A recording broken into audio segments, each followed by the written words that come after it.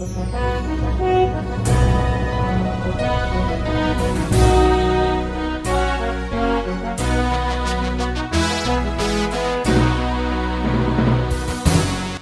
bagi saudara sekalian.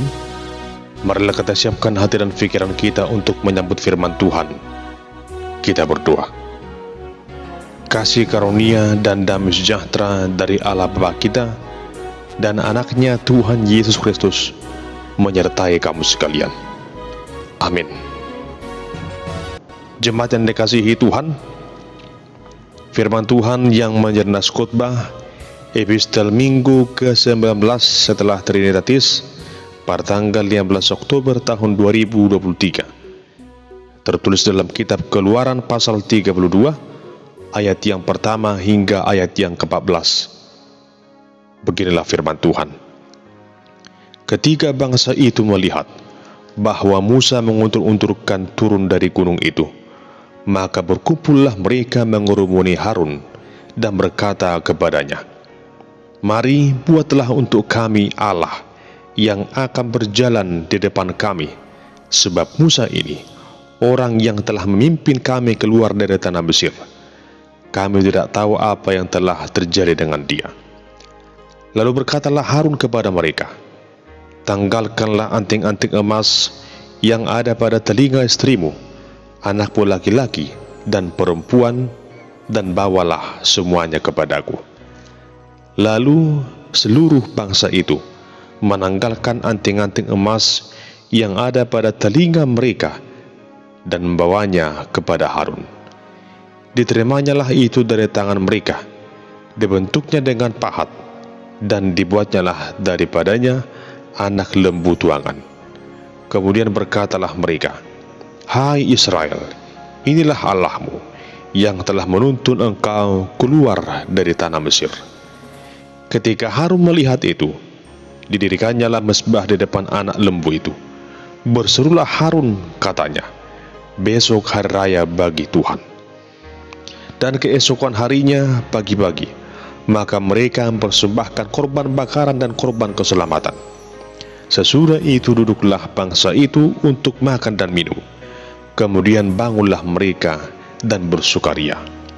Berfirmanlah Tuhan kepada Musa, "Pergilah, turunlah, sebab bangsamu yang kau pimpin keluar dari tanah Mesir telah rusak lakunya. Segera juga mereka menyimpang dari jalan yang kuperintahkan kepada mereka. Mereka telah membuat anak lembu tuangan, dan kepadanya mereka sujud menyembah dan persembahkan korban sambil berkata, 'Hai Israel, inilah Allahmu yang telah menuntun engkau keluar dari tanah Mesir.' Lalu firman Tuhan kepada Musa, "Telah kulihat bangsa ini, dan sesungguhnya mereka adalah suatu bangsa yang tegar tengkuk. Oleh sebab itu, biarkanlah aku, supaya murkaku bangkit terhadap mereka, dan aku akan membinasakan mereka. Tetapi engkau akan kubuat menjadi bangsa yang besar." Lalu Musa mencoba melunakkan hati Tuhan Allahnya dengan berkata, "Mengapakah Tuhan, murkamu bangkit terhadap umatmu yang telah kau bawa keluar dari tanah Mesir dengan kekuatan yang besar dan dengan tangan yang kuat? Mengapakah orang Mesir akan berkata, 'Dia membawa mereka keluar dengan maksud menimpakan malapetaka kepada mereka dan membunuh mereka di gunung dan membinasakannya dari muka bumi?' Berbaliklah dari murkamu yang bernyala-nyala itu, dan menyesallah karena malapetaka yang hendak kau datangkan kepada umatmu. Ingatlah kepada Abraham, Ishak, dan Israel, hamba-hambamu itu, sebab kepada mereka engkau telah bersumpah demi dirimu sendiri, dengan berfirman kepada mereka, 'Aku akan membuat keturunanmu sebanyak bintang di langit, dan seluruh negeri yang telah kujanjikan ini akan kuberikan kepada keturunanmu, supaya dimilikinya untuk selama-lamanya.' Dan menyesallah Tuhan karena malapetaka yang dirancangkannya atas umatnya. Demikian pembacaan firman Tuhan. Saudara yang dikasihi Tuhan Yesus Kristus, Ada sebuah ungkapan yang mengatakan demikian, menunggu adalah pekerjaan yang paling membosankan. Perkataan itu merujuk kepada suatu sikap yang paling dihindari orang adalah ketika dia menunggu sesuatu, apalagi menunggu sesuatu yang anggapannya yang ditunggunya itu belum tentu terjadi. Menunggu sesuatu yang kurang pasti tentu membuat kita merasa bosan. Bahkan juga menunggu sesuatu yang sebenarnya pasti akan terjadi juga sering membuat kita merasa bosan. Misalnya, ketika kita sedang menunggu hadirnya seseorang, ada begitu banyak hal yang membuat kita merasa bosan dalam menunggu sesuatu dalam hidup ini. Tetapi, di tengah situasi penantian itu, sesungguhnya ada sebuah ujian keteguhan kita, kesungguhan kita dalam menantikan apa yang kita nantikan itu. Jemaat yang dikasihi Tuhan, demikian halnya yang dapat kita lihat dari teks khotbah saat ini, yang mengesahkan situasi bagaimana bangsa Israel yang merasa bosan menunggu turunnya Musa dari Gunung Sinai. Mereka bersukut-sukut dan berupaya untuk mencari solusi atas situasi penantian yang tak kunjung mereka terima pada saat itu. Jemaat Tuhan, bangsa Israel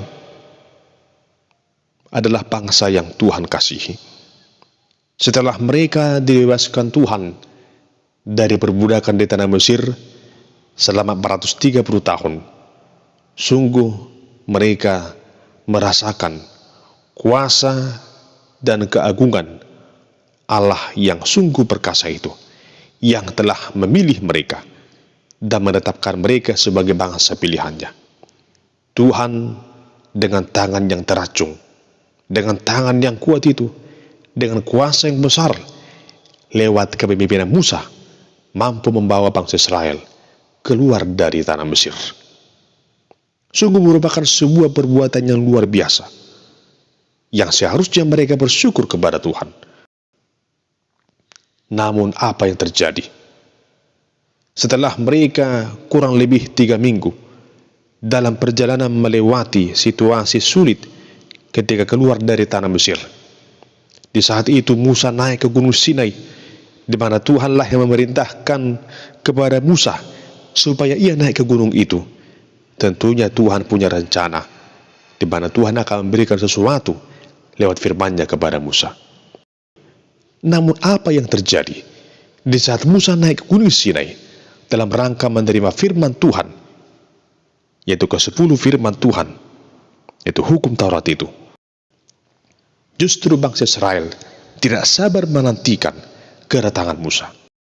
Dalam situasi penantian itu, mereka bersungut-sungut dan menuduh bahwa Musa sengaja mengundur-undurkan waktu untuk turun dari gunung itu. Seolah-olah mereka menuduh bahwa Musa sengaja membiarkan mereka terlantar di padang gurun itu. Lalu mereka berkumpul mengerumuni Harun. Mereka minta kepada Harun untuk membuat ilah-ilah lain sebagai Allah yang mereka yakini akan menyertai mereka di sepanjang perjalanannya. Pada masa itu ada sebuah keyakinan dalam kehidupan masyarakat pada umumnya tentang kehadiran Allah di tengah-tengah mereka. Jika mereka melihat Allah yang mereka sembah secara nyata, baik lewat apa yang mereka sembah saat itu, mereka punya keyakinan bahwa Allah lah yang menuntun mereka. Dan pada saat itulah mereka minta kepada Harun agar Harun membuat Allah yang akan mereka sembah. Saudara terkasih, lalu apa yang terjadi? Apakah Harun yang juga merupakan saudara Musa, yang juga dekat kepada Musa, dekat kepada Allah, seorang yang telah Tuhan pilih mendampingi Musa, apakah dia memiliki prinsip dalam hidupnya? Apakah dia sungguh-sungguh juga menjadi wakil dari Musa di saat dia tidak hadir di sana, yang juga akan menuntun bangsa Israel ke jalan yang Tuhan kehendaki? Ternyata situasi yang sulit itu membuat Harun terpengaruh dengan permintaan dari bangsa Israel. Dan akhirnya Harun memerintahkan kepada orang-orang Israel untuk menanggalkan anting-anting emas yang ada pada mereka. Dan semua ia jadikan menjadi satu kesatuan, dituang dan dibentuk menjadi sebuah patung anak lembu emas. Lalu Harun mempersembahkan patung anak lembu emas itu di hadapan bangsa Israel. Bahkan dia berkata, "Inilah Allahmu yang telah menuntun engkau keluar dari tanah Mesir." Mereka begitu senang melihat itu. Mereka berseru. Bahkan mereka memberikan korban bakaran dan korban keselamatan kepada Allah buatan mereka itu. Sungguh merupakan sebuah perbuatan yang begitu keji. Bangsa yang telah dihewaskan Tuhan, yang telah merasakan kebaikan Tuhan, bangsa yang telah dilepaskan Tuhan dari perbudakan bangsa Israel, pada akhirnya mereka membalas kebaikan Tuhan itu dengan perbuatan yang begitu jahat. Mereka dengan tega menyembah ilah lain buatan mereka sendiri. Dan Harun juga seorang pemimpin yang tidak mampu menunjukkan jati diri sebagai seorang pemimpin yang telah Tuhan pilih. Saudara terkasih, situasi yang sama juga sering terjadi dalam kehidupan manusia pada saat ini, di mana masih begitu banyak orang yang merasa bosan atau tidak sabar dalam menantikan beragam jawaban atas doa-doa yang mereka sampaikan kepada Tuhan selama ini. Banyak orang yang putus asa, banyak orang yang merasa kecewa, dan akhirnya mereka meninggalkan iman percayanya. Oleh karena mereka merasa sepertinya Tuhan tidak mendengarkan jawaban dari doa mereka. Sepertinya Tuhan tidak peduli kepada mereka. Tak jarang kita melihat begitu banyak orang di luar sana yang tak datang lagi ke gereja, yang tidak mau lagi berdoa. Bahkan ada yang mengatakan Tuhan itu tidak ada. Banyak orang yang berubah dari seorang yang beragama menjadi seorang yang ateis, oleh karena rasa kecewa yang ia rasakan dalam hidupnya. Padahal di tengah situasi itu, sesungguhnya Tuhan sedang menguji kita. Apakah kita adalah orang yang setia? Saudara terkasih, tentunya dalam kehidupan ini kita harus berlaku setia. Walau apapun yang terjadi, sekalipun masalah begitu berat terjadi, namun tetaplah setia. Harun selaku pemimpin wakil dari Musa saat itu telah gagal memimpin bangsa Israel, yang seharusnya dia menjadi pemimpin membawa Israel, yang seharusnya dia mengayomi bangsa Israel dikala Musa tak ada di sana, namun dia gagal. Ada begitu banyak saat ini para pemimpin yang gagal membawa orang-orang yang harus ia pimpin ke jalan yang benar. Justru ia ikut terbawa arus situasi di mana ia berada saat itu. Ia terpengaruh dengan situasi yang tidak baik. Dengan berbagai alasan, ia berupaya untuk membenarkan dirinya atas situasi sulit yang mungkin ia anggap menjepit dirinya, menekannya, sehingga ia harus terpaksa melakukan hal yang demikian. Jemaat yang dikasihi Tuhan, banyak yang dipanggil, tetapi sedikit yang dipilih. Harun juga seorang yang terpanggil menjadi rekan sekerja dari Musa, namun dia gagal. Ternyata Harun bukanlah seorang yang terpilih. Dia hanya terpanggil, namun tidak ikut terpilih. Banyak orang yang saat ini dikategorikan sebagai pemimpin di tengah-tengah lingkungan masyarakat dan berbagai hal yang lain, gagal dalam memimpin kehidupan umat, kehidupan orang, kehidupan masyarakat yang diberikan kesempatan baginya untuk memimpin mereka. Gagal dalam segala hal. Di sini kita perlu belajar agar menjadi seorang pemimpin yang rendah hati, yang mau dengar-dengaran akan firman Tuhan, yang mengandalkan kuasa dan hikmat daripada Tuhan, agar kita bukan hanya sekedar sebagai bangsa, sebagai umat, sebagai pribadi yang dipanggil, tapi juga sebagai pribadi seseorang yang juga dipilih. Berbeda dengan Musa. Ketika Tuhan telah melihat situasi perilaku dari bangsa Israel yang berubah menjadi bangsa yang tegar tengkuk, Tuhan berencana untuk memusnahkan bangsa Israel, berencana untuk menghukum mereka. Bahkan berkata kepada Musa, Tuhan akan menjadikan Musa menjadi bangsa yang besar, ganti dari bangsa Israel yang tegar tengkuk itu.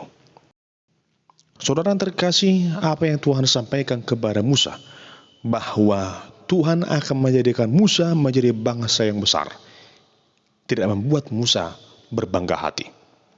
Namun justru di tengah situasi itu, Musa menunjukkan karakternya, yaitu karakter seorang pemimpin yang rendah hati, yang sungguh-sungguh ingin menggembalakan bangsa Israel ke jalan yang Tuhan kehendaki. Musa ingin mewujudkan apa yang Tuhan janjikan kepada Abraham, di mana Tuhan akan menjadikan Abraham menjadi bangsa yang besar. Musa membujuk Tuhan Allah agar Tuhan tidak menghukum umatnya itu, namun agar Tuhan berbelas kasihan, mengampuni segala kesalahan mereka. Di sana kita melihat sosok pemimpin seperti Musa adalah sosok pemimpin yang diidamkan. Ketika Musa menyampaikan hal itu, dikatakan dalam ayat 14, dan menyesallah Tuhan karena malapetaka yang dirancangkannya atas umatnya.